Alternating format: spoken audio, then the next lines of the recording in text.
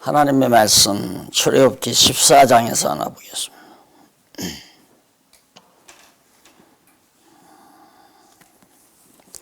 출애굽기 14장 14절 봅니다.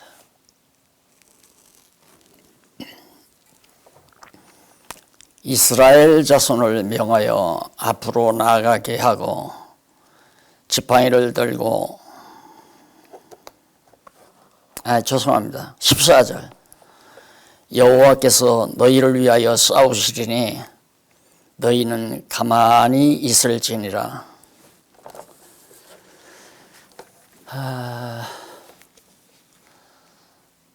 건강한 모습으로 이렇게 뵙게 돼서 대단히 감사합니다.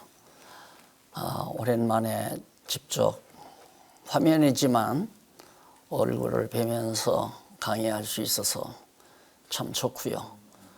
또 이것이 이제 하나의 출발이지만 앞으로 이런 모습이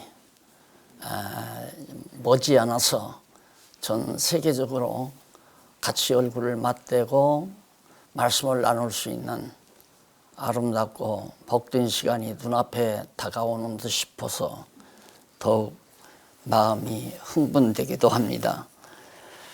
어차피 우리는 세계적으로 하나의 교회를 소망하고 또 그걸 소원하고 살아가는 모임이기 때문에 원거리에 떨어져 있는 진리 안에서 하나 된 지체들을 보고도 싶고 만나고도 싶고 담소하고도 싶고 차라도 한 잔 따끈하게 나누고 싶은 것이 하나님께서 우리에게 주신 아름다운 감정이라고 그렇게 생각을 합니다. 언젠가는 그렇게 이루어질 것을 기대하면서 오늘 잠깐 요즘 제가 심혈을 기울여서 집필하고 있는 내용의 책, 그 책의 목록을 간단히 소개해 드리면서 오늘 제게 부여된 시간을 마무리하려고 그렇게 생각을 합니다. 이제 그 화면에 보시면은 총설이라고 나옵니다. 그런데 이게 어떤 내용이냐면 지금으로부터 한 20여 년 전, 그러니까 성경신학 그 강론집을 쓸 무렵이죠. 그 무렵에 일부 쓰면서 성경신학 개론을 합본으로 그렇게 해서 양장으로 출판한 적이 있습니다. 그것이 벌써 20여 년이 훌쩍 넘었는데 그동안 이제 하나님 말씀 치밀하게 앉아서 강론집을 쓰면서 좀 더 아름답고 매끄러운 용어나 그런 문장으로 가다듬으면서 우리 성경신학 개론도 언젠가는 하나님께서 기회를 주시면 좀 더 가다듬을 수 있는 그런 기회가 왔으면 하고 사실은 그런 생각을 했습니다. 그런데 그동안 많은 요청도 받았어요.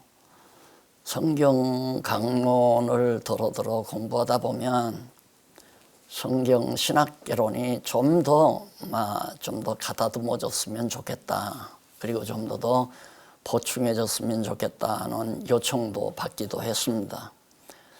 그래서 언젠가는 해야 되겠다고 생각을 했는데 마침 코로나로 인해서 이런 기회를 하나님께서 또 조용히 들어앉아 쓸 수 있도록 해가지고 강론 제필도 다 끝났고요. 또 급한 재판 내야 될 교재들도 더러 추스렸고요. 그래서 그동안 작년부터 시작을 해서 지금 요즘 우리 박 교수님이 마지막 지금 감수죠. 쉽게 말하면 교정을 지금 애써서 도와주고 있고요. 그게 끝나게 되면 이제 교정팀으로 가서 뭐 띄어쓰기라든가 글자 하나하나 교정해서 책이 아마 6월 달이면 나올 겁니다. 근데 이것을 제가 급하게 서두는 이유는 시기적으로 이게 꼭 필요한 것 같이 제가 느껴져 가지고 지금 집필 중에 있는데 과거는 이걸 이제 성경신학 개론이라고 해가지고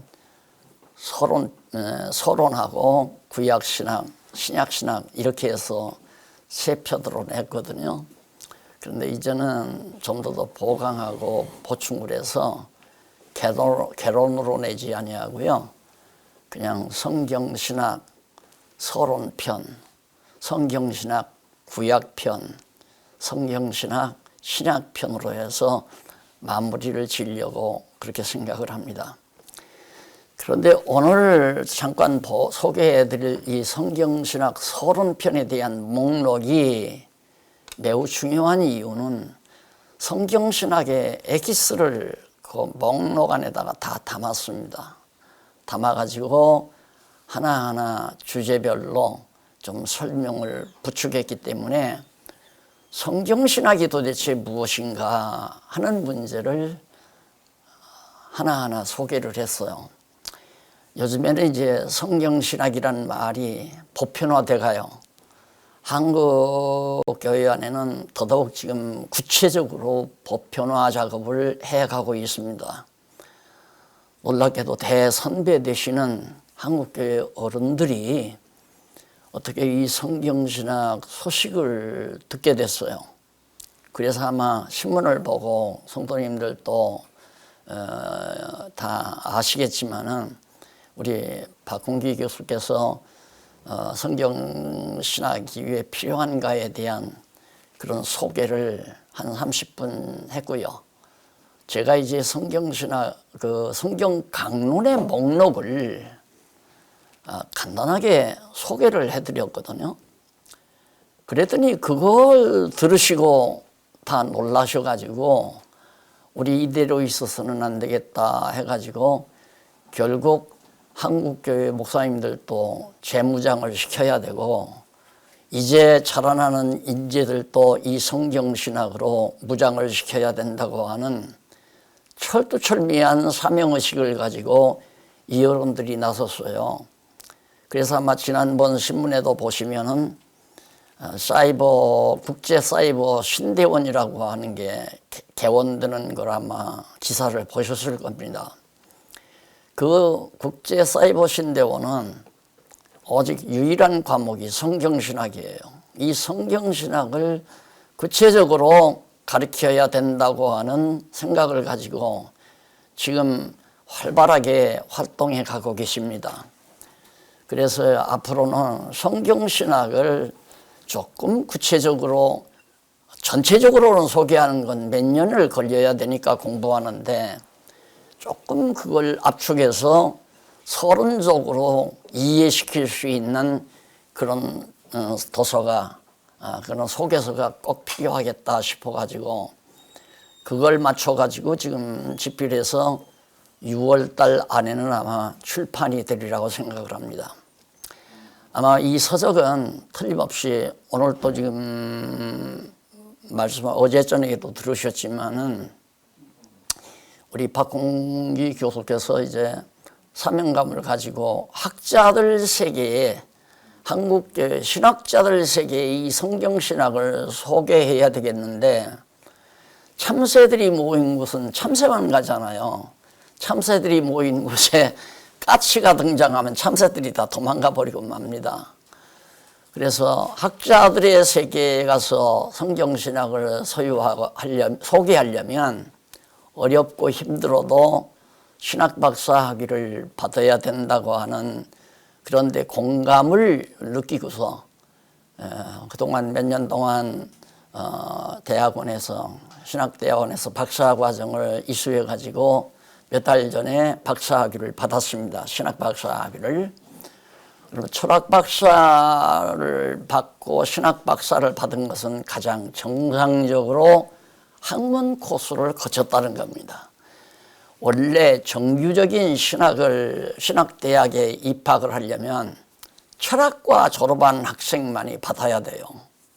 철학과나 아니면 조금 부족해도 역사학을 전공한 그런 인문과학이죠. 인문과학에 속한 그런 학문을 한 사람들을 이제 신학에서 정규학생으로 봤는데 예지 하나에 신학교가 좀 느슨하다 보니까 학생 수를 늘리기 위해서는 뭐 공과생도 받고 이과생도 받고 뭐 또 일반 그냥 대학 안 나온 사람도 받아서 그렇게 신학 공부를 시키다가 보니까 신학적인 체계가 제대로 안 잡힌단 말입니다. 그런데 박 교수님은 이제 철학 박사 학위를 받고 신학 박사 학위를 받았기 때문에 정말 사자가 날개를 단 것이죠. 사자가 날개까지 있다면은 지상에서도 왕이지만은 하늘에서도 왕이 날개도 치면 되잖아요. 그래서 저도 참 소중하게 그렇게 생각을 하고 있고요. 또 본인도 사명의식을 가지고 성경신학을 지키기 위해서는 정말 생을 걸어야 되겠다는 각오로 지금 살아가는 모습이 엿보여요. 그러다 보니까 선배로서, 내가 조금 선배인데 선배로서 학문 연구에 도움이 되는 그런 글을 좀 써야 되겠다 해가지고 전번에 성경신학 개론 쓸 때에는 일반 성도들이 읽기에 편안하고 이해하기 쉽도록 그런 부분을 좀 그렇게 썼는데 이번에는 조금은 이제 학문적 용어도 들어가고요.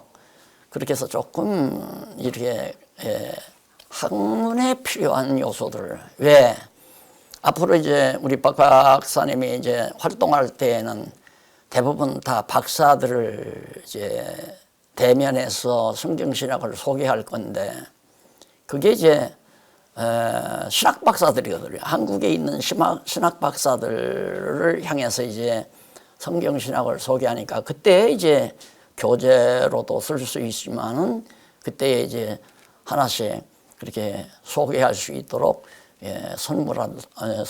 선물로 줄 수 있도록 그런 생각, 저런 생각을 하면서 좀 글을 좀 썼습니다.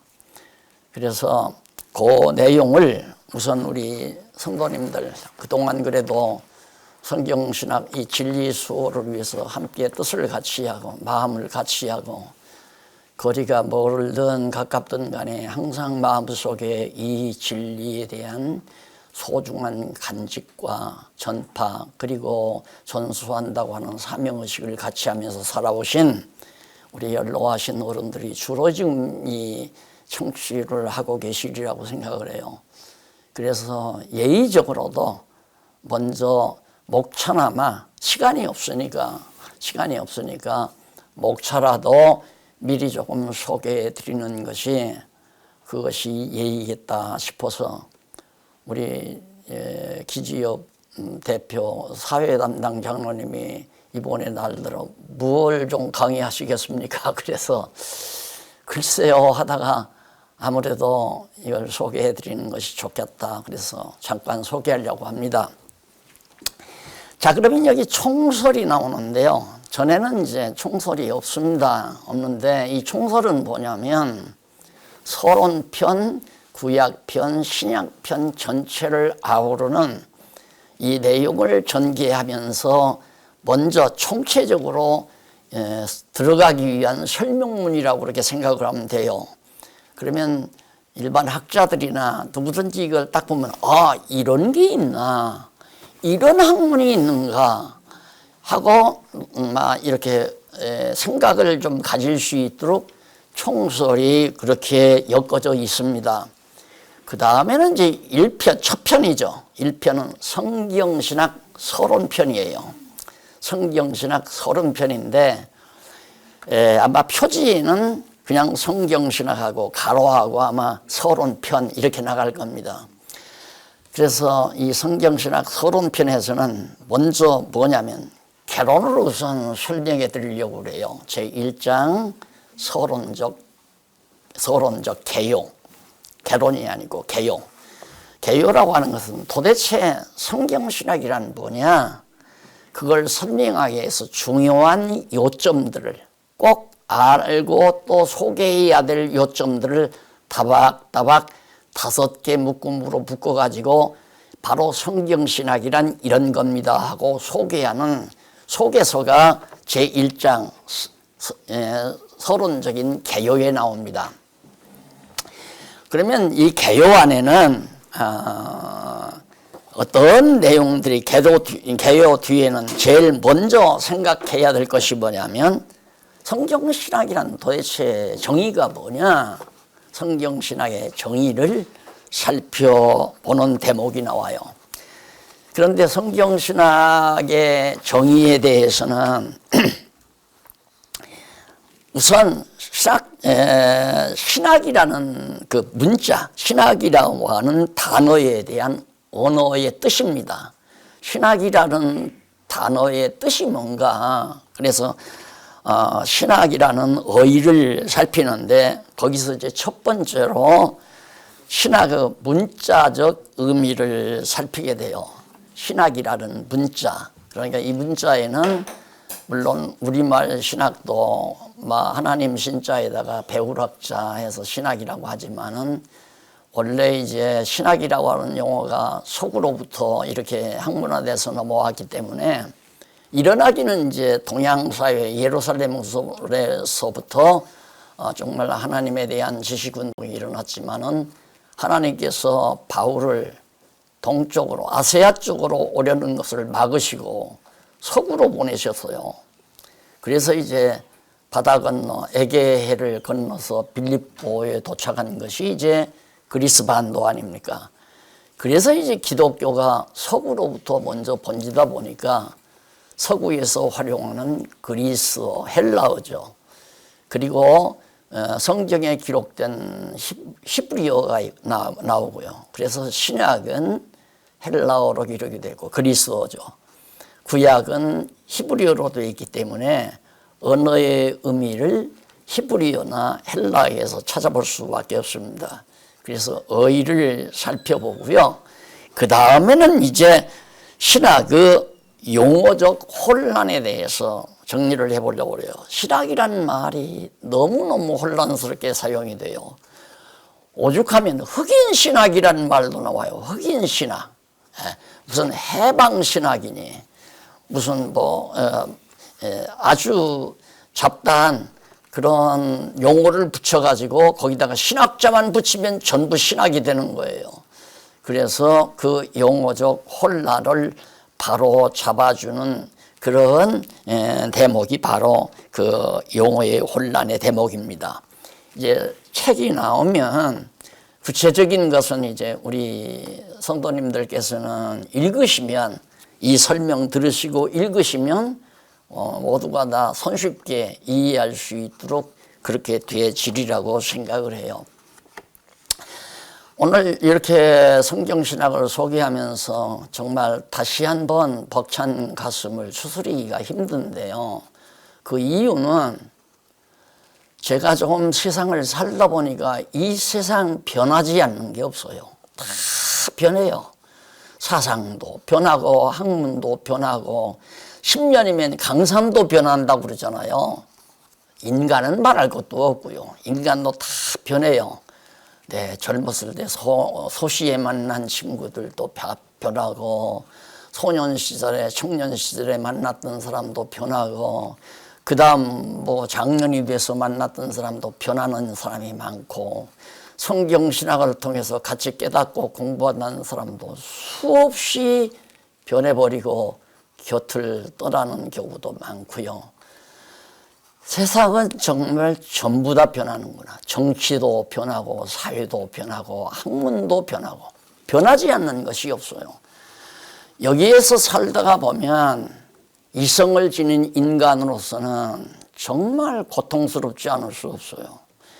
이성을 지니고 살다 보면 뭔가 정말 변함없이 굳굳하게 목표를 청하고 정말 초지일관하게 살고 싶은 것이 인간이 누구나가 가지고 있는 생각이지만 어제 우리 박 교수님 강의 도중에 그 막 복잡하게 엮어지는 그물 같은 망 구경해 보셨잖아요. 나는 그걸 뭐다 그 박스 안에 뭐다 잘 안 봤지만은 그게 중요한 것이 아니라 저러니까 세상은 변할 수밖에 없는데 이 과거에 이렇게 발전이 안 됐어도 근데 앞으로는 더 없이 세상이 변할 수밖에 없구나. 예를 들면 정치의 목적을 두고 살아왔는데 정치를 하다 보니까 정치가 맥이 없어요. 과학이 힘이 있는 줄 알고 과학 분야에 몸을 담았는데 조금 살다 보니까 과학 분야는 또 아무것도 아니야. 돈이 제일인 줄 알고 돈을 위해서 살았는데 벌어놓고 보니까 또 이것도 또 아무것도 아니야. 그러니 인간을 살고 나면 허탈하고 허전하고 허무하고 당연한 거 아니겠어요? 이성을 지닌 인간이 누구가 그렇게 살고 싶은 사람이 누가 있겠어요? 아무도 없죠. 그런데 어제도 우리 박 교수님 강의하면서 내가 생각한 얘기지만 어쩌다가 나는 이렇게 정말 장님 문고리 잡듯이 영원히 변함이 없고 확실하고 분명한 탁월한 이 진리를 붙들고 살게 됐는가? 여한이 없다 하는 생각을 어젯밤에도 했습니다마는 오늘 어른들에게 이 말씀을 목차라도 이렇게 전해드리면서 너무너무 감동스럽지 않을 수가 없죠. 우리는 허무가 없잖아요. 오늘 이렇게 사진이 먼 밑으로 이렇게 사진으로 보지만은 모두가 다 밝은 얼굴이 너무너무 아름다웠습니다. 세파에 찌든 얼굴이 아니라 진리의 말씀 안에서 마음의 평안을 얻고 확고한 삶의 가치를 부여잡았기 때문에 그렇게 얼굴로 드러나는 평안함이 보여진다라고 그렇게 생각을 하면서 참 함께 행복할 수 있어서 좋다라고 하는 또 한 번의 기쁨을 같이 나누게 됐습니다. 자, 그래서 이런 놀라운 신학이라는 진리, 성경신학이라는 진리를 우리가 거머쥐었는데 이거 놓치면 안 돼요. 세상 모든 것 다 버려진다 할지라도, 세상 모든 것이 다 나를 유혹한다 할지라도 이것 버릴 수는 없잖아요. 절대로. 그래서 개혁파 신학의 입장은 어떤가를 생각하게 됩니다. 도대체 개혁파 신학에서는 바로 성경신학의 정의를 어떻게 내리고 있는가. 그래서 개혁파 신학의 입장이 두 가지가 있어요. 종교개혁 전과 종교개혁 이후에 특히 근현대 사회에서 성경신학에 대한 정의를 내린 부분이 있습니다.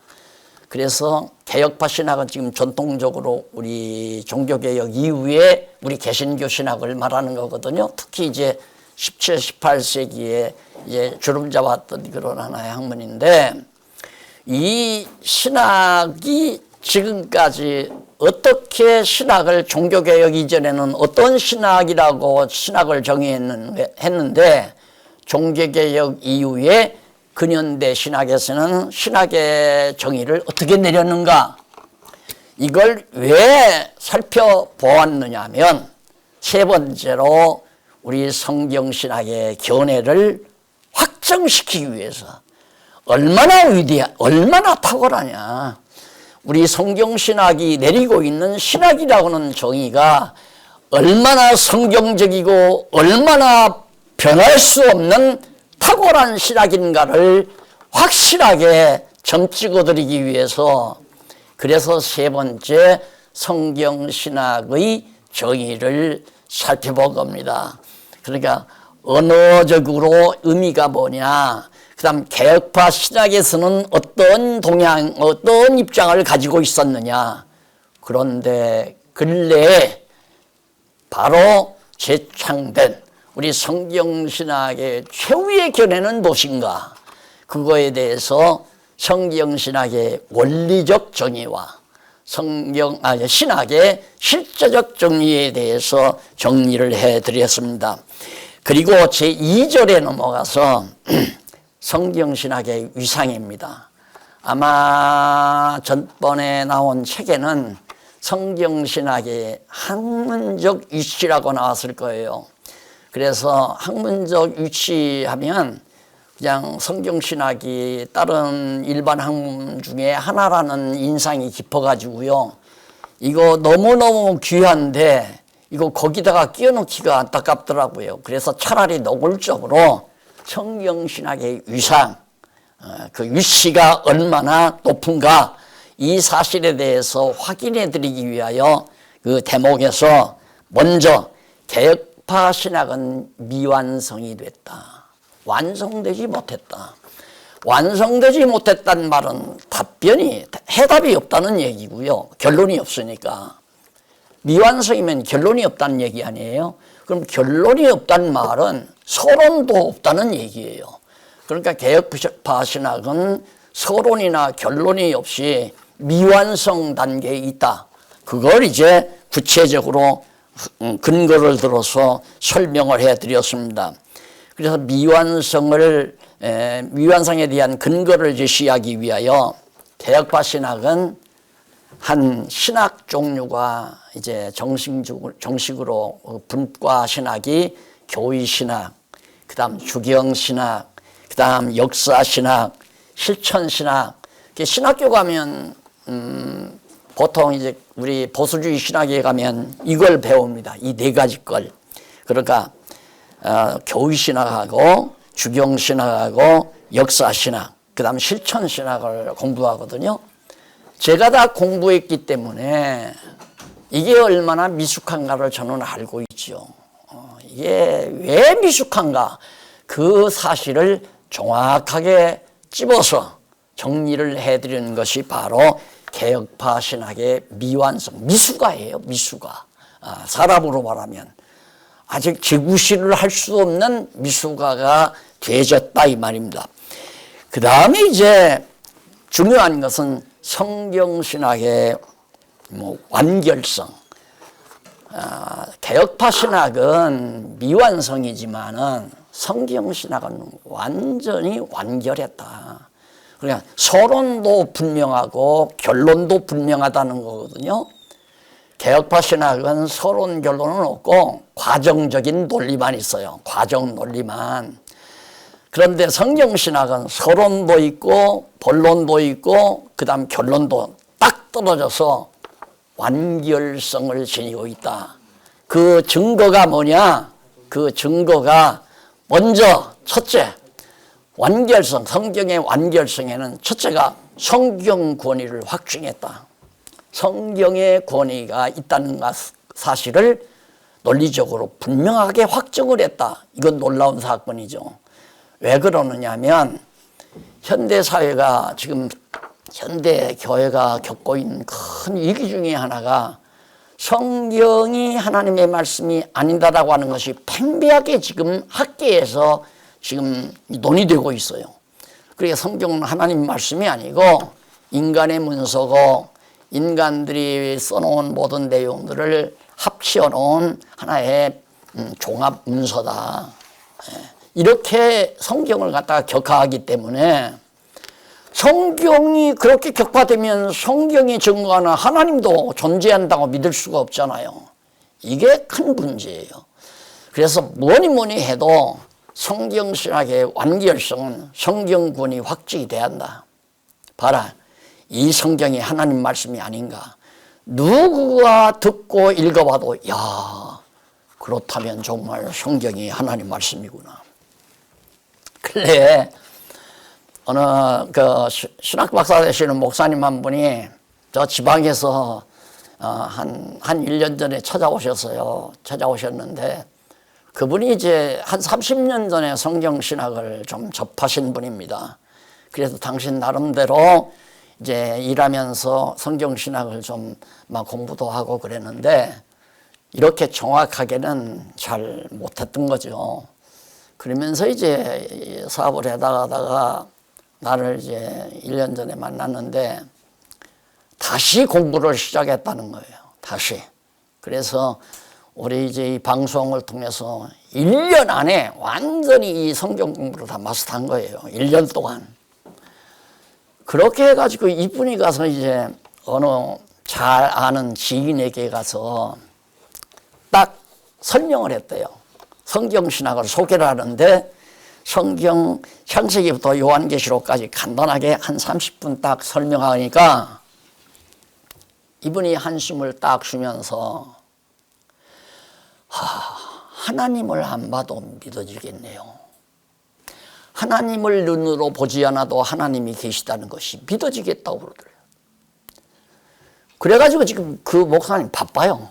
아마 오늘 또 서울로 강의하러 나오셨을 거예요. 그 강의 도중. 그 대학에 관계하고 있기 때문에 대학에서 이제 학위 받으려고 하시는 분들을 이제 말씀을 가르치다 보니까 거기도 이제 학자들에게 소개할 수 있는 기회가 지금 되진 거예요. 지금 활발하게 움직이고 있거든요. 자, 그래서 여기 성경권이라는 거. 야, 성경은 진짜 사람의 글이 아니로구나. 하나님의 말씀이구나 하는 게 확증이 돼야 돼요. 그것이 우리 바로 성경신학의 완결성의 첫째. 두 번째로는 성경의 권위가 확증이 되니까 두말할 것 없이 성경이 말하는 여호와 하나님이 존재한다는 것은 하나님을 보지 않아도 믿어지는 거 아니에요. 오늘 우리가 지금 여호와 하나님 살아계시고 여호와 하나님이 나를 주관한다는 것이 믿어지는 것은 성경 때문에 믿어지지, 박영지가 뭐 목소리 높여서 말했다고 해서 믿어지는 게 아니잖아요. 그래서 성경신학의 완결성에서는 성경의 권위 확증, 그 다음 여호와 존재 확증, 여호와 하나님이 반드시 존재한다. 이것이 바로 우리 성경신학의 탁월성이에요. 일반 신학에서는 도저히 꿈도 못 꾸고 또 일반 학문에서는 아야 하나님이 없다, 성경은 하나님 말씀이 아니다라고 하는 이런 문제를 성경신학은 완벽하게 성경은 하나님의 말씀이고 그 성경에 증거하는 여호와 하나님 봐라 존재하지 않느냐, 이렇게 확증할 수 있는 논리적인 체계를 바로 이 책에다 다 담고 있는 겁니다.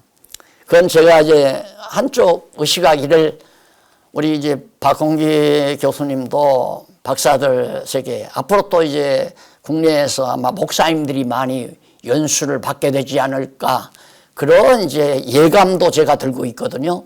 그리고 목사님들은 다 신학하신 분이란 말입니다.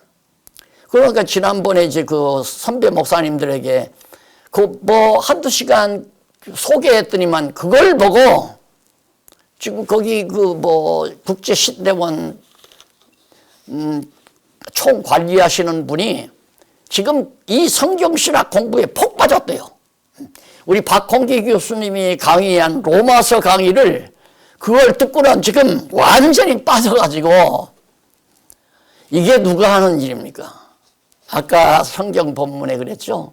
가만히 있어라. 설치지 말고 좀 가만히 있어라. 예. 내가 다 쳐서 물리치고 애굽 군대들 물리치고 너들 구원해 줄 테니까 가만히 있어라. 성경 본문 14장 14절 줄여볼게. 우리 그동안 가만히 있었잖아요. 가만히 있었어요. 그냥 누가 가르쳐 달라면 가르쳐주고, 달라고 안 하면 말고. 예. 뭐 나가라고 하면 뭐 나갈 수는 없지만은 그냥 욕을 해도 먹고 가만히 있고, 칭찬을 해도 가만히 있고, 멸시를 해도 가만히 있고, 가만히 있었잖아요.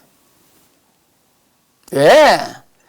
병신이라 가만히 있는 게 아니에요. 내가 오늘 읽어드린 말씀 때문에 가만히 있었던 거예요.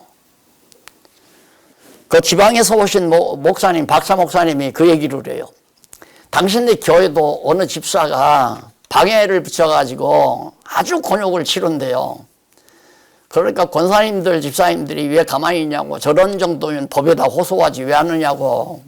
그래서 자기가 그렇게 대답했대요. 권사님, 내가 나서면요 하나님이 가만히 계세요.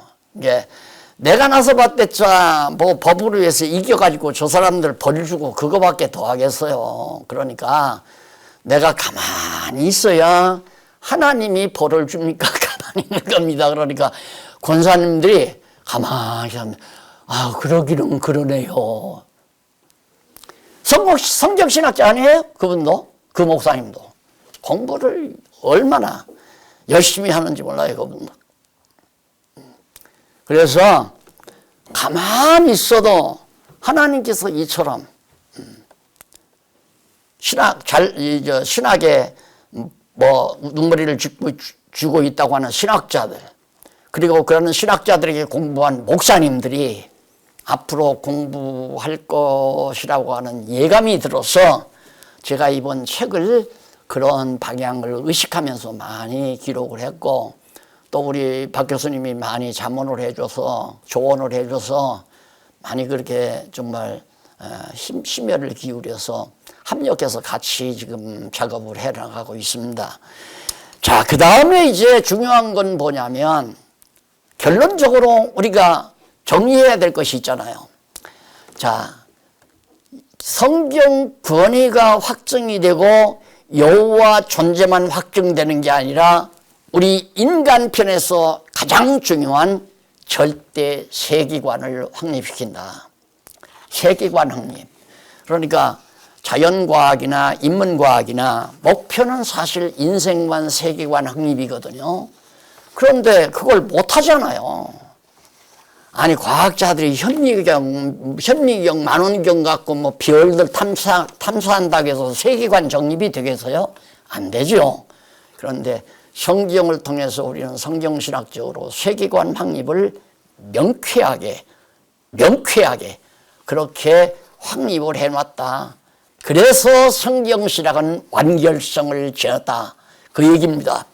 그 다음 세 번째는 그러면 개혁파 신학은 미완성이 되고 우리 성경신학은 완성이 됐는데 완결성을 가지고 있는데 그러면 개혁파 신학과 우리 성경신학과는 어떤 관계에 놓여 있는가? 그래서 그 관계를 바로 교회신학과의 관계, 성경신학과 교회신학과의 관계죠. 추경신학과의 관계, 역사신학과의 관계, 실천신학과의 관계. 이 관계를 하나하나 근거를 들어서 정확하게 근거를 들어서 봐라. 그러니까 개혁파 모든 신학보다 탁월한 놀라운 위상에 놓여 있다. 뭐가? 성경신학이.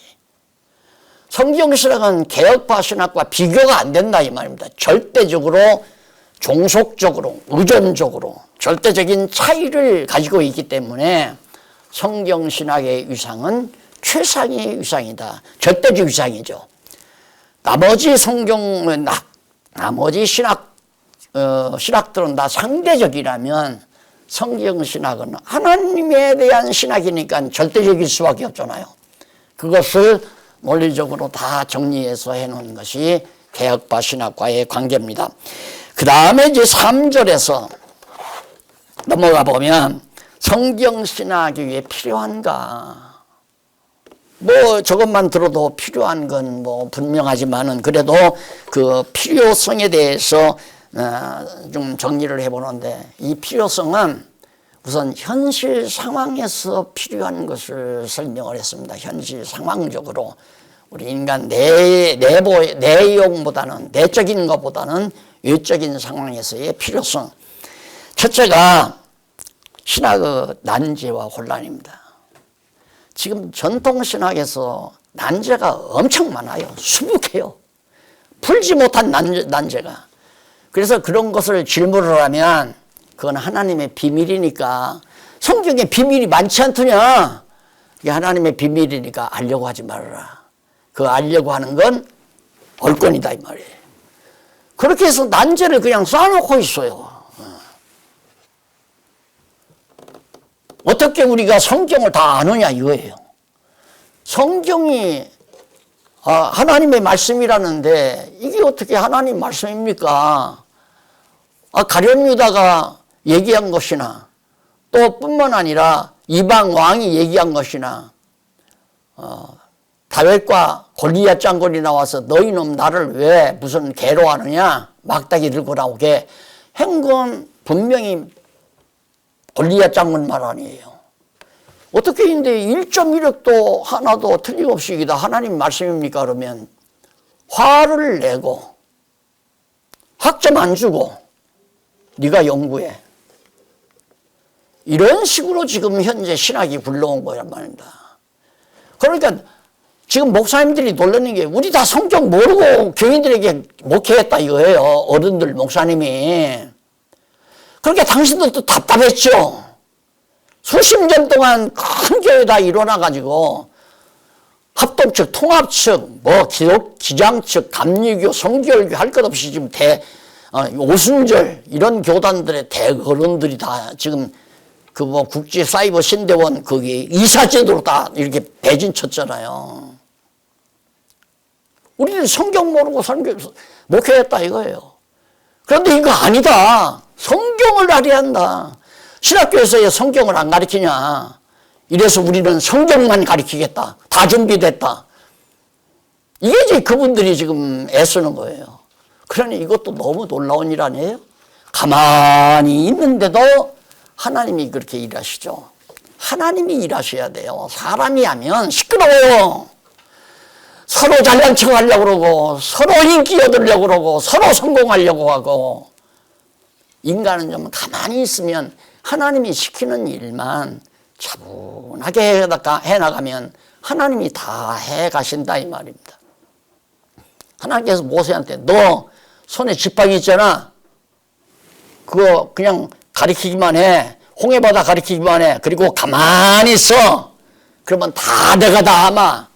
그런데 모세가 열정을 다해서 막 두들겨 팼잖아요, 바다를. 그래서 혼났죠, 하나님께. 그러니까 저도 역시 정말 과거 살면서 뭔가 내가 한국교회를 한국교회를 바꿔야 되겠다, 개혁해야 되겠다 하고 목소리도 한번 크게 질러보고 지금도 아직도 그 버릇이 가끔 나오는데 하나님이 하신다.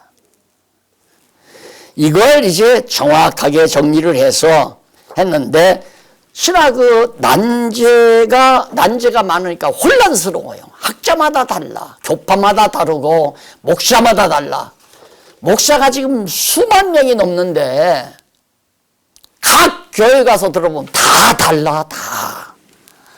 그래도 로만 캐토릭은 전 세계적으로 똑같아요. 이제 다음 주일 그 사제들이 이제 전할 메시지가 저 로마 교황청으로부터 딱 간단 말입니다. 이것만 전해라. 그런데 우리 개신교는 꾀꼬리 소리, 꼬아치 소리, 비둘기 소리 그냥 다 제각각이야. 다 전부 다. 그러니 성도들이 만나면 너 목사가 훌륭하다, 내 목사가 훌륭하다, 너 교회가 위대하다, 내 교회가 위대하다 그 싸움만 하고 있었더니 말이야. 그래서 이런 문제 때문에 신학의 난제 문제, 신학의 혼란 상태 이것이 첫째 필요한 것이고 두 번째는 인본주의 신학의 도전이에요. 요즘에는요 노골적으로 나와요. 성경 하나님 말씀 아니다. 하나님 없다. 호킹이 그랬고 아인슈타인이 죽으면서 얼마 전에 죽으면서 그 얘기했잖아요. 하나님 없다. 그럼 호킹하고 아인슈타인 하면 물리학자의 최상이에요. 세계적인 학자예요. 이런 사람이 한마디에 하나님 없다 하고 죽었으니 누가 교회 나와요? 누가? 그런데 그런 말 나왔으면 온 세계교회가 들고 일어나서 이 못된 놈아 인간아 죽을 테면 조용히 죽지 왜 미치광이 소리하고 죽었느냐 하고 한마디 내 뱉지도 못해 가만히 있어. 그런데 성경신학이 있잖아요. 이것이 바로 우리가 오늘을 살아야 되는 이유이고 내가 숨을 쉬고 밥을 먹어야 하는 이유가 아니겠냐. 영원히 변치 않는 이 진리를 붙들었으니. 그래서 인본주의 신학 이거 참 골치 아픈 거예요. 일반 대중들은 전부 이 사람들 이 인본주의 신학자들이 하는 얘기를 다 진실로 믿고 보수주의 목사님들이 하는 얘기는 그냥 돈주머니 갖고 돈 거들려고 하는 행위라고 그렇게 비난을 해요.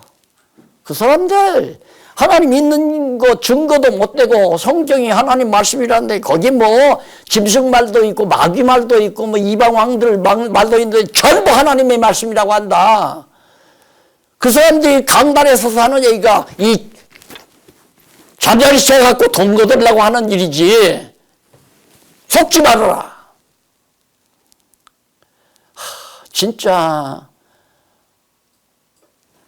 지금까지 이렇게 변함없이 진리를 붙들고 함께 기도하고 함께 소망을 가지고 사신 여러분들이 한없이 존경스럽기도 하고요.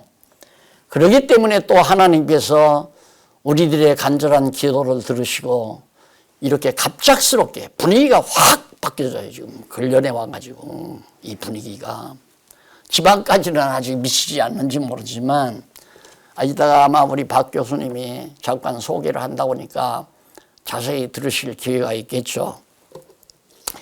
그 다음에 이제 그 도전의 목표가 뭐냐?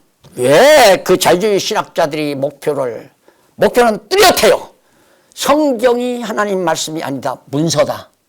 그래서 문서서를 주장해요. 바울이 한 얘기, 베드로가 한 얘기 다르다. 그래서 바울 종교 다르고 베드로 종교 다르고 예수 종교 다르고 다 다르다.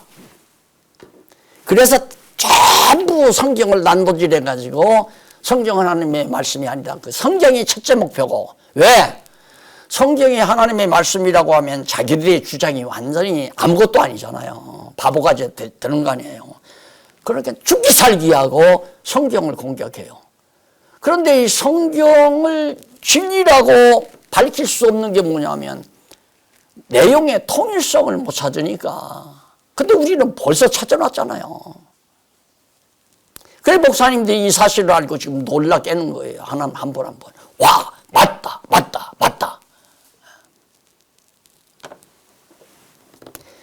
그다음 도전에 대한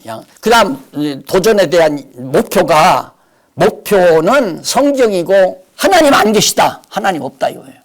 하나님 목사들이 말하는 거다 거짓말이다. 어떤 그냥 신이 있을 수는 있을지 모르지만 목사들이 말하는 대로 천지를 창조하고 뭐 역사를 주관하고 이거 다 거짓말이다 이 말이에요. 이유는 하나님 살아계시다고 믿으면 자기들이 거짓말이니까 당연히 반대할 거 아니에요. 그래서 목표와 이유에서 바로 그런 문제들을 논리적으로 설명해 드립니다. 그 다음에는 이제 세 번째로 왜 성경신학이 필요한가. 이 사이비 집단들, 그러니까 소위 이단들이죠. 성경 한두 구절 갖고 그거 가지고 막 모든 영혼들을 전부 다 이렇게 유일하는, 예를 들면 14만 4천 명, 요 글자 하나 가지고 성도들을 막 걸어 모으잖아요. 또 잘 가요, 또 그런 대로. 또 구원, 율법에서 해방받았으니 율법이 우리는 다 이미 구원받았다. 구원파들이 하는 얘기 아닙니까? 그거 한마디 가지고 이렇게 모든 성도들을 유혹한다 이 말이에요. 그래서 이런 사이비 집단들을 방어하기 위해서도 성경신학은 절대 필요하다. 그 다음 네 번째, 도대체 성경신학의 목적이 뭐냐? 성경신학의 주요한 목적은 첫째, 성경적 신관 정립이에요. 하나님에 대한 관. 성경에서 말하는 하나님이 어떠한 분이신가를 정립하는 일. 그것이 신관 정립의 요건을 보면 성경이 전체적으로 일관된 논리체계로 정리가 되지 아니하면 하나님 존재 증명이 안 돼요. 할 수가 없어요. 근거가 없으니까. 그런데 하나님이 살아계시다는 신관을 정립하려면 필수적으로 성경이 단일 주제로 나와야 돼요. 우리 성경신화가 나왔잖아요. 단일 주제가 여호와 계시. 이 계시, 이게 어떻게 그 복잡다단한 성경 속에서 어떻게 그렇게 단일한 주제가 나와요. 그 주제라고 하는 건 성경에 나오는 모든 내용들을 다 걷어잡을 수 있는, 전부 모든 내용과 단어 속에 다 여파가 미치는 내용이라야 주제가 돼요. 그게 가능해요? 인간의 머리로. 불가능해요. 어제 박 교수님 그 막 복잡하게 그려놓은 그 뭐 도표 보지 않았어요? 머리가 그것만 봐도 막 지끈지끈하죠? 성경은 그보다 더해요. 얼마나 복잡한데요. 그런데 이게 어떻게 발견됐는지 나도 모른다고 나는 그러는데 정확한 대답은 성령께서 깨닫게 하신 거죠. 성령이 감동해서 깨닫게 한 거고, 그렇게 감동해서 깨달은 것을 같이 공감할 수 있는 것도 성령이 감동 안 하면 안 배워요, 공부. 우리 성경신학 공부하러 들어왔다가 몇 번 하다가 그 괜찮은 얘기네? 그러다가 그냥 나가버리잖아요. 왜? 성령이 붙들지 아니하니까. 그러니까 절더러 많은 사람들이 천피동물이라고 부르더라고요. 그래서 뭐 성경신학적 어떻게 보면 되게 교만해 떠네 그런 얘기를 많이 들었어요. 저는 그게 아니에요. 그게 아니고 제가 너무너무 이 진리가 성경신학이라는 게 탁월하기 때문에 이건 내 것이 아니고 성령께서 직접 각자에게 감동해서 깨닫게 하시는 역사인데 내가 자꾸 가서 뭐 선생 대우를 받고 스승 대우를 받고 내가 선배 대우를 받고 이것 자체도 귀찮고 그냥 하나님의 말씀 그냥 보혜사 성령께서 갖다 전달해라 하면 전달해주고 딱 끝나야 되겠다. 그게 제 중심이에요. 딱 끝나야 되겠다. 왜? 나하고 연결하는 게 중요한 것이 아니라 성경을 통해서 하나님과 연결이 중요하니까. 그런데 내가 가서 자꾸만 내가 하나님 사이에 끼어 있으면 거추장스럽잖아요. 그러니까 일찍이 내가 교회 장립을 받을 때에도 하나만 기억해달라. 특별히 나를 좀 알아달라. 그것도 기대하면 안 된다. 하나가 뭐냐? 성경은 거짓말하지 않고 똑바로 가르쳐주마. 그것만 기대해라. 그럼 성경 배우면 하나님과 자기가 서지잖아요. 그러면 하나님 앞에서 자기가 자기 인생관 딱 세계관 인생관이 정립이 됐으면 하나님을 위해서 죽든가 안 믿어지면 세상 영광을 위해서 살다가 죽든가 둘 중에 택하는 것은 하나님께서 성령께서 이끌어 가실 건데 내가 거기서 열매를 따먹고 살려고 하는 그런 치사한 생각도 하지 말고 하나님이 쓰시는 대로 부지런히 심부름이나 하다가 죽어라. 그게 제 신조예요. 냉정해서가 아니에요. 다 하나님의 사랑받고 사시라고 하는 거죠. 하나님의 사랑받고 하나님과 관계하고 살아라는 거지. 누구 지시받고 누구 명령받고 누구의 특별한 배려받고 살려고 하지 말고 내가 하나님 말씀 깨달았으면 말씀 안에서 견고하게 서서 살면 된다. 그래서 신관정립이고요. 그 다음 하나님 알면 나를 알아요. 하나님 알고 나니까 내가 누구구나 알잖아요. 하나님을 몰랐을 때는 나는 어디서 왔을까? 우리 어머니 아버지가 낳았지 뭐. 그래서 뭐 부모 성경하는 거 아니에요. 어머니 아버지 없으면 나 없다. 그럼 어머니 아버지는 우리 할아버지 할머니가 낳았지. 할아버지 할머니는 그다음. 그래서 유교는 대대손손 뼈 묻어놓고 종종 만들어서 거기다가 제사하고 사는 거예요. 최초 우리 조상이 있을 거 아니에요. 그럼 우리는 아담이죠. 그럼 아담 누가 나옵니다? 하나님이 만들었잖아요. 그게 원인이에요. 나는 왜 사나? 하나님이 만들어서 태어나게 해가지고 살게 하니까 나오잖아요. 인생관이 나오잖아요. 분명하게. 이미 서론이 끝난 거예요. 주제가 나왔어요. 인생관 하나님의 피조물이다. 왜? 피조물인데 지금 왜 사느냐? 여호와 경외하기를 배우기 위해서. 여호와 경유하기를 배우기 위해서. 그래서 배우는 장소가 이 하나님의 피조세기가 내 캠퍼스예요. 여호와 하나님을 배우는 캠퍼스. 그 다음 이렇게 배우고 나면 어떻게 하는가? 당연히 이 배우고 나면 여호와 하나님 경외하고 살다가 믿는 것과 아는 것과 같은 성도들끼리 사랑의 친교를 나누고 그리스도 안에서 주님의 몸을 이루어 살다가 그냥 부활해서 영원히 하나님의 나라로 간다. 이게 완전히 인생관 아니에요. 그렇게 인생관이 확실하게 떨어져 버리면 결과가 나오잖아요. 거기도 인생관 정립의 전제. 그건 성경을 깨닫고 여호와 하나님을 깨달아야 그것이 내 인생관이 정립된다. 정립되고 나면 결국은 그리스도의 몸된 시체로서 하나님 영광을 위해서 살다가 간다. 이런 거죠. 그 다음에 인생관만 정립되는 게 아니라 가치관이 명확해져요. 뭐가 가장 가치로운가? 아까 내가 말씀드렸죠. 어떻게 하다가 이 성경신학을 한 몸에 받게 됐는가? 이것과 비교할 수 있는 건 없잖아요. 왜? 다 변하는데 이 진리는 안 변하는 거예요. 변치 않는 게 가장 값비싸잖아요. 왜 보석이 귀해요? 왜 황금 덩어리가 왜 귀해요? 변치 않으니까. 녹슬지 않고 변치 않으니까 보석도 귀하고 황금도 귀하고 백금도 귀하고 세상에서 최고로 가치 있는 건 변치 않는 거거든요. 여러분, 친구를 3명을 사귀었다 하십시다. 어떤 친구가 제일 좋습니까? 한 번도 삐지거나 변치 아니한 친구가 좋잖아요. 안 변해야 좋아요. 안 변해야. 내 속에 진리가 있다면 나도 안 변하죠. 내 속에 변치 않는 진리가 있으면 내가 왜 변해요? 그렇잖아요.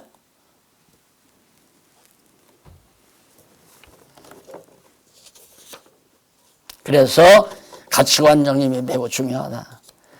그 다음 5절 5번째는 그런 성경신학의 방법, 어떤 방법으로 성경신학을 해야 되느냐. 이 방법은 하나의 이제 방법이에요. 그냥 원리가 아니고. 원리는 아주 중요하기 때문에 제 2장에서 밑에서 다룰 거예요. 방법은 간단간단 세속적 학문 방법이 있어요. 그것도 쭉 나와요. 아, 대학에 가서 뭐 철학을 한다, 자연과학을 한다, 인문과학을 한다, 이런 방법으로 학문을 하는구나. 그게 아주 줄기적으로, 예, 아주 요약돼서 특별히 우리 박홍기 교수님이 많이 이렇게 정리를 해주고 그래서 훨씬 더 부각이 될 겁니다. 그 다음에 이제 개혁파 신학의 방법. 개혁파 신학의 방법은 다른 거 없어요. 기독교, 이름은, 명칭은 기독교 유실론적 방법, 그 다음 계시의존 사색 방법, 어떻게 딱 보면 그럴듯해요. 그런데 똑같아요. 이 세속적 연구 방법이나 똑같다 이 말입니다. 그런데 우리 성경적 신학 방법, 우리 성경 신학 방법이죠. 성경적인 신학 방법은 신적 계시에만 의존해야 돼요. 절대 세속적인 학문 서적 참고하거나 그거에서 얻어들이는 게 아니에요. 어떤 사람은 뭐 요즘에 이제 뭐 노아 방주가 지금 현재 어디 산에 있다더라. 그리고 어떤 분은 유튜브에 보니까 지금 이스라엘 백성들이 나온 길이 지금 현재까지 있는 건 가짜다. 이게 진짜다 하면서 뭐 그거 열띤 강의를 해요. 아니, 그럼 뭐 이스라엘 백성이 홍해바다를 위에를 건넜느냐 아래를 건넜느냐 서쪽을 건넜느냐 동쪽을 건넜느냐 그게 중요한 게 아니잖아요. 그런데 그런 것들에 막 정력을 쏟는다 이 말이에요. 왜? 봐라, 여기 봐라. 그 이스라엘 백성들이 말 타고 짐 싣고 가던 수레 바퀴가 지금 이 바다 속에서 썩어 있지 않느냐 봐라. 그러니까 이스라엘 백성들의 출애굽 사건은 실제다. 이건 사실이다. 그런다고 해서 사실이 됩니까? 의심하는 놈들은 또 어떻게 죄송합니다. 의심하는 사람들은 왜 어떻게 의심합니까? 에이, 그거 만들어가지고 배에다 싣고 가다가 장사하려고 저쪽 무역선 타고 이렇게 가다가 몇 개 빠뜨렸겠지? 또 그렇게 주장하면 듣는 사람, 그렇겠구나. 성경이 전부 그런 식이에요. 이게 고고학 자료도 필요 없어요. 엄밀히 말해서. 다른 어떤 것도 필요 없어요. 오직 성경. 그것이 계시의존 사색 방법이에요. 계시의존. 성경 계시만을 의존해서 사색 방법이 아니에요. 계시의존 방법. 신적 계시에 의한 방법. 의존하면 안 돼요. 자기가 하는 거니까. 성경에 의해서 성령께서 직접 감동해서 깨닫게 하는 그것이 신적 계시에 의한 방법이고, 하나는, 두 번째는 성령이 감동해야 돼요.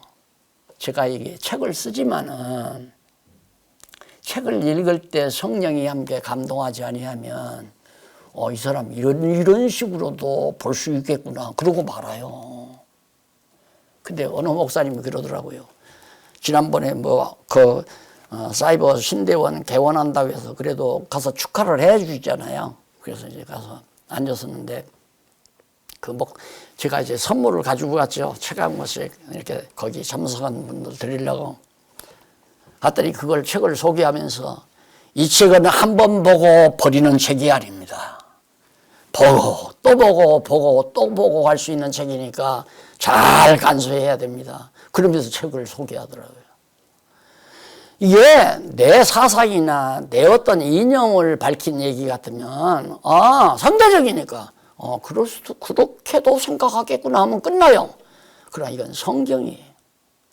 성경에서 나온 내용이기 때문에 성령의 감동 없이는 안 되기 때문에 절대 깨달을 수가 없죠. 똑같은 책을 읽어도 못 깨닫는단 말입니다. 그래서 성령 감화에 의한 방법, 그 다음 제2장 정리하십시다. 2장 성경신학의 원리입니다. 성경신학의 원리는 성경신학을 어떤 원리에 의해서 우리가 정말 진리로 받아들일 수 있는가, 그 받아들이는 원리를 설명하는 거예요. 앞에서는 성경신학이 어떠한 것인가 1장에서는 그걸 설명을 했고요. 지금까지. 앞으로는 이제부터는 이런 소중한 성경신학을 어떻게 내가 인식할 수 있는가, 인식할 수 있는 원리가 무엇인가, 그걸 설명해요. 그러니까 자칫 잘못하면 이렇게 돼요. 성경신학을 조금 깨닫면, 내가 과거에도 보니까 성경신학 깨닫고 나면 나도 이렇게 가르쳐서 제자들을 한 50명, 100명 제자들을 모집해서 교회를 세워야 되겠다. 이게 보편적인 생각이에요. 누구나 다 그래요. 누구나 대부분 다. 목사님들도 아는 분들은 당장 성경신학 깨닫고 나면 화들짝 놀랍게 가지고 그걸 가지고 자기네 교회에 부흥시키는 도구로 삼으려고 그렇게 생각을 하더라고요. 그것도 헛된 생각이에요. 그것도 헛된 생각이에요. 어떻게 하나님께서 우리에게 성경신학의 기본 원리를 가지고 우리에게 전달해 주시는가? 첫째, 인식 주관자가 누구냐? 성경신학을 가르칠 수 있는 주관자, 목사도 아니고 신학자도 아니고 교수도 아니에요. 오직 주관자가 성령이란 말입니다. 성령. 성령이 무엇 때문에 여기 와요? 오는 이유. 하나님의 주님의 몸된 교회. 여호와 경외하기를 가르쳐가지고 주님의 몸된 교회가 튼튼하게 성장해 가기 위해서 성령을 보낸 거 아닙니까? 성령이. 그래서 인식의 주관자는 바로 성령이다. 그래서 그 성령은 하나님의 아들의 영, 그게 성령이에요. 하나님과 아들의 영. 하나님의 영도 되고 아들의 영도 되고. 그러니까 하나님과 아들은 하나예요. 뭘로? 성령으로 하나가 되는 거예요. 그럼 우리가 예수님과 하나 되는 것도 뭘로 하나 돼요? 가서 동아줄로 같이 묶어야 되나요? 허리띠로 예수님하고 나하고 같이 묶어야 되나요? 그거 아니잖아요. 예수님과 나와 한 몸 되는 것도 성령으로 돼요. 그러니까 아버지와 아들, 성령은 성령을 통해서 아버지와 아들이 하나가 되는 거죠. 거기에 또 우리도 성령을 통해서 하나님의 백성으로 하나가 되는 거고요. 그래서 성령이 바로 누구냐? 하나님과 아들의 영이다. 그 다음에 이제 하나님의 진리의 영, 하나님 진리의 영, 하나님이 진리의 근원이신데 그 하나님의 진리를 다 간직하고 있는 그 영이 바로 성령이다. 그 다음에 아들을 보내는 영, 그러니까 부활 승천하신 다음에 보내줬잖아요. 약속해서. 그분이 성령이에요. 그 오신 성령이. 그 성령이 세상 끝날까지 우리 지상에서 진리를 사랑하는 모든 성도들과 함께하는 거란 말입니다. 지금 성도님들과 나도 역시 지금 말씀 안에서 완전히 하나 돼 있잖아요. 하나 돼 있잖아요. 그 말씀을 성령이 함께 깨닫게 하니까 마음도 뜻도 생각도 지금 자꾸 하나가 되는 거란 말입니다. 이것이 튼튼하게 하나님의 교회로 세워져 가는 거거든요. 자, 그 다음에 이 성령은 누구냐? 비밀을 계시한 성령. 그러니까 전통신학자들이 그 하나님 비밀이다 넘어가려고 하지 말아라. 그 잘못된 거란 말입니다. 하나님의 비밀을 다 계시하러 왔어요. 성령은 창조 때부터도 함께 했잖아요. 하나님의 신이 수면에 운행하시더라. 같이 하나님의 영이니까 같이 다 알지요. 그러니까 하늘의 일이나 땅의 일이나 다 알아요, 성령은. 그게 비밀이 없죠. 그러나 오늘 땅에 속한 우리는 비밀이 많아요. 왜? 하늘에 속한 건 모른단 말입니다. 안 보이는 하나님도 모르겠고, 보이지 않는 천국도 모르겠고, 어떻게 생겼는지도 모르겠고, 비밀이 많잖아요. 그런데 성령은 다 비밀을 알아요. 그래서 이 비밀을 다 아시는 성령께서 이 땅에 오셔가지고 천국 비밀을, 하나님 나라의 비밀을 다 알려줘요. 그 하나님 나라는 우리의 눈에 안 보이잖아요. 우리가 뭐 알 수도 없고. 근데 그 비밀을 성령이 와서 공개해 줬단 말입니다. 다 비밀. 그리고 그 비밀로 계시로서, 그 계시로서 성경을 완성해 놨어요. 그러니까 성령이 비밀을 공개해서 교회 세우면서 성경을 완성시켜가지고 그 성경 진리 터위에 오늘 우리 이방 모든 교회들을 설립해 가시는 거란 말입니다. 지금도 누가? 성령이. 그러니까 교회를 성령이 세워야 되는데 목사가 사업체로 세우니까 교회가 다 망하는 거죠. 그건 아니죠. 성령께서 필요한 대로 그리스도의 몸과 한 몸이 되도록 딱 엮어놓으면 안 변한다니까요. 머리가 안 변하는데 지체가 왜 변해요? 그래서 불변의 진리가 나도 변함없이 만들어 놓고 우리 교회도 변함없는 교회가 되도록 만들고 그 교회가 지금 점점 세워져 가잖아요. 자, 그렇게 해서 이제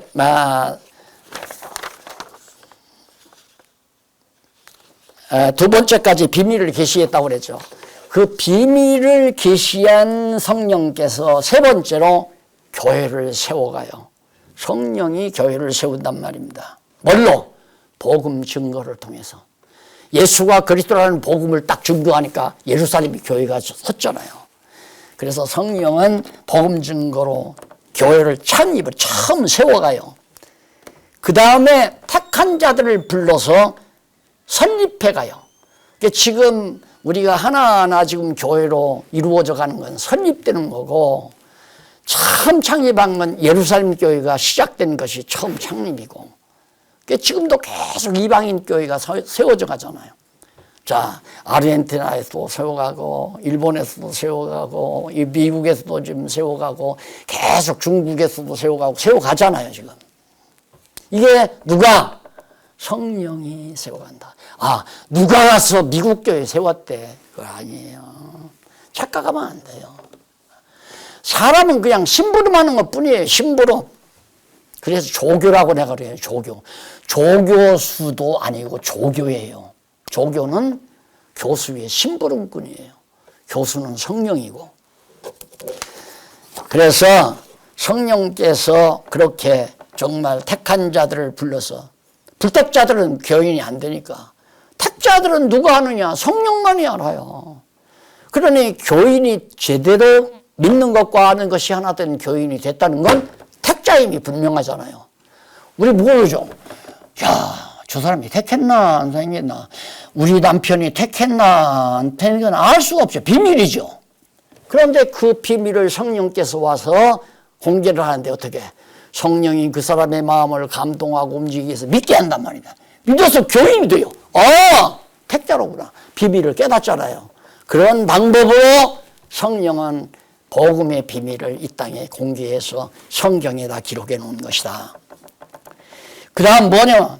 진리 인식의 대상. 누구를 우리는 배우는 거냐? 뭘 배우는 거냐? 대상이 누구냐? 두말할 것 없이 만물 창조주 하나님, 첫째는 만물 창조주 하나님, 두 번째는 사물 주관자 하나님, 사물, 일과 물질을 다 주관하는 하나님, 마지막으로는 최후 심판주 하나님, 이 모든 피조세계를 타락전 세계나 타락 후의 세계 모든 피조세계 이것은 계시를 위한 세계였으니까 계시가 끝났으니까 이제 다 심판해 버려야잖아요. 심판주 하나님이다. 여기에 이제 신론이 핵심적으로 다 담겨 있죠. 우리 박 교수님이 이 책을 쓰다 보니까 쓰고 한번 교정을 부탁했어요. 그랬더니 나한테 이러더라. 목사님, 일반적으로 신학을 보면 성경, 계시에 대해서 서론에서 다루고 그다음 성경에 대해서 하나님에 대해서 신론에 대해서 아주 다루는데 그게 좀 강조됐으면 좋겠어요. 그러더라고요. 그게 너무너무 좋은 뜻이라고 해서 그래서 이것도 좀 더 보완을 하고 그렇게 해서 지금 만들어가지고 우선 어른들에게 보고를 드리는 겁니다. 하나님 누구를? 영원한 만물을 창조하신 하나님. 그 다음 유한한 만물도 창조하시고 유한한 만물도 창조하고 영원히 있을 영원한 하나님 나라도 하나님이 다 창조하고 이걸 모두 다 창조하신 하나님을 우리는 인식의 대상으로 알아야 될 대상으로 한다. 그러니까 하나님을 알면 다 알아요. 하나님을 모르면 다 모르고 성경을 모르면 다 알고 다 모르고 성경을 알면 다 안다는 말과 같은 거죠. 왜? 성경이 하나님을 하나님답게 하는 거니까.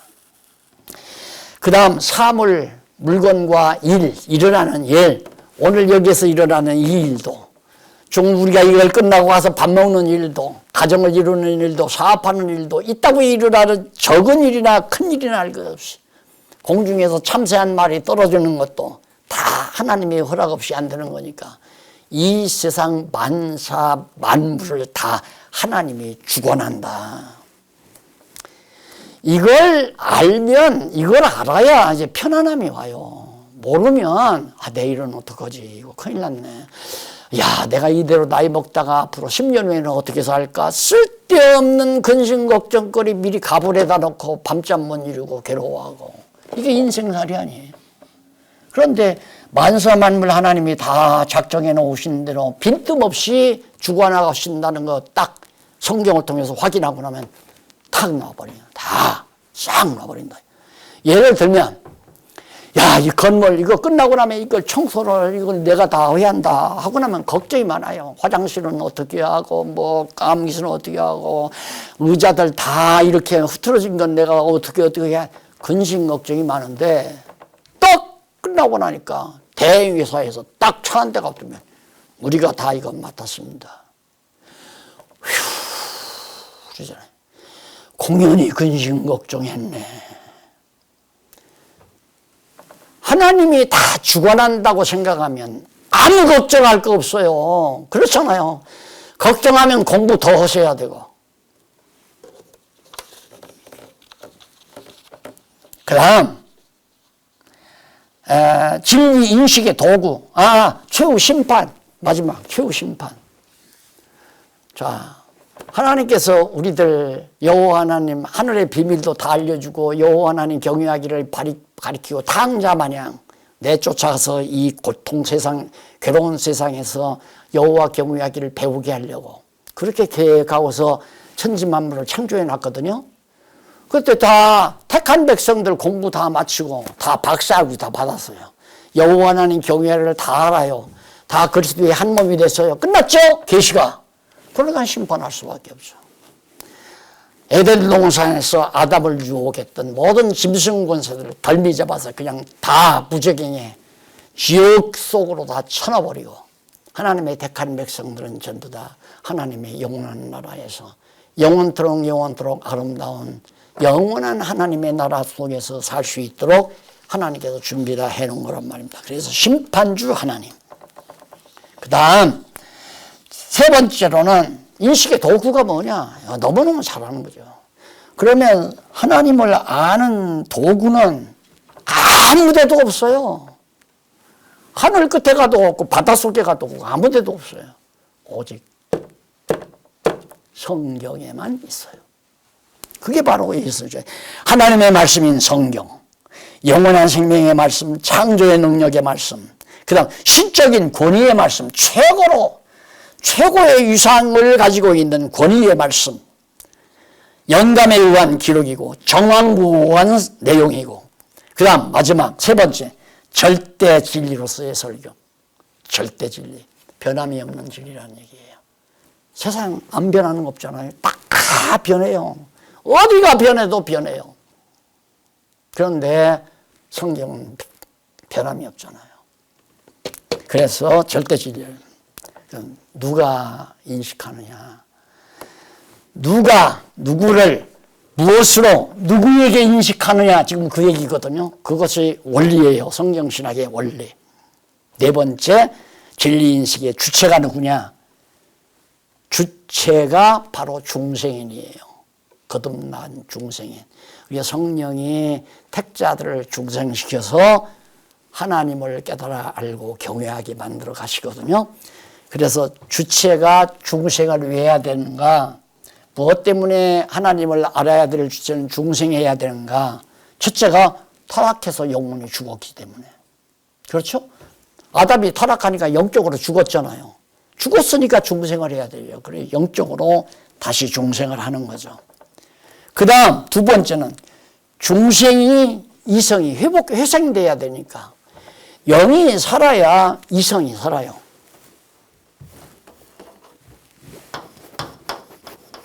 이성이 생령, 여기에 이제 생령은 영이 살면 이성이 제대로 된 산영에 의해서 이성이 작용해요. 옳다 그러다, 이거 맞다 옳다 이거 다 판별할 수 있는 이성적 기능, 지, 정, 의에 의해서 이성 기능이 작용하잖아요. 그런데 반대로 사영은 이성이 있어요.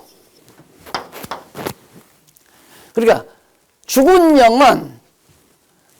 영의 이성은 이성 자체도 죽어 있어요. 그러니까 그 이성 가지고는 이 하나님이 지어놓으신 보이는 세계에 대한 걸 저것이 좋다 나쁘다 좋다 나쁘다 이 판별을 하는 거예요. 근데 이건 상대적이라서 나는 저걸 좋다고 생각하는데 저 사람은 싫다고 생각한다 이 말입니다. 부부가 같이 살아도 나는 온돌방 따끈따끈한 게 좋은데 아내는 예를 들어서 아주 싸늘한 게 좋다. 다르잖아요. 이게 상대적이라 그렇다 이거예요. 그러니까 죽은 이성에 의해서 학문을 하는 것은 학자마다 주장이 다를 수밖에 없죠. 그러니까 이것은 죽은 이성이에요.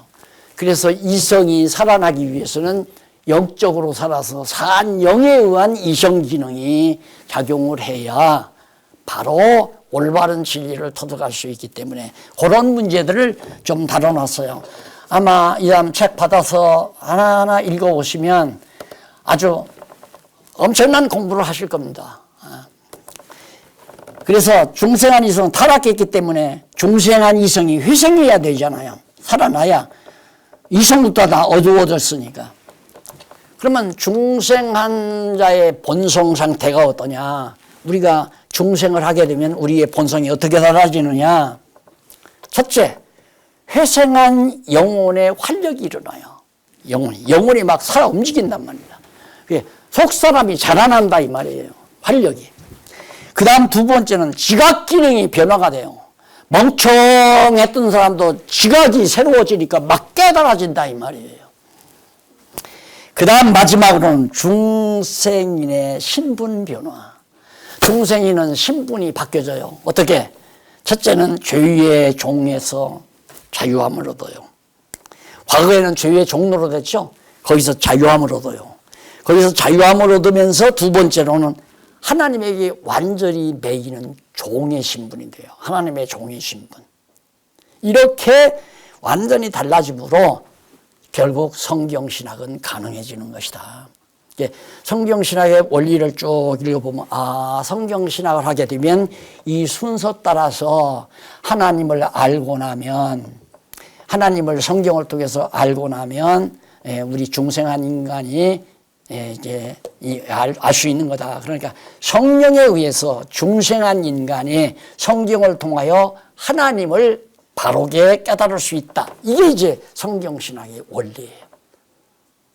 자, 이렇게 해서 이런 내용으로 이제 좀 정리를 해가지고, 그래서 이제 우리 한국교회 그동안 어쨌든 이모로 저모로 한국교회를 지켜온 박사님들이나 선배님들 또 후배 목사들 이들에게 하나의 전도용으로 우리의 성경신학을 소개하는 소개서로 그렇게 해서 활용하려고 그렇게 생각을 합니다.